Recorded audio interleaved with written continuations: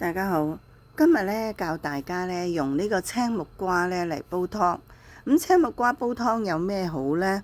就係依家嘅梅雨天啦，最好就係用木瓜嚟煲豬尾啊，煲豬尾骨啊，咁咧就係可以幫助你補鈣，再加咧就係防止你啲腰酸骨痛啊。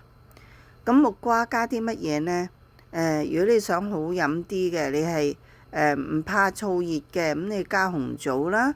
如果你話我好怕燥熱嘅，我陰虛嘅，你咪加蜜棗咯。咁亦都可以加啲蓮子、百合。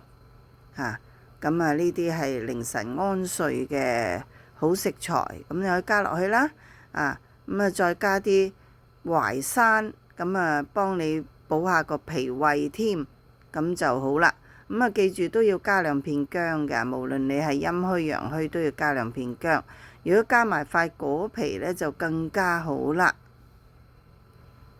咁呢，就我喺評論區嗰度再寫返俾大家嗰啲食材嘅名啦。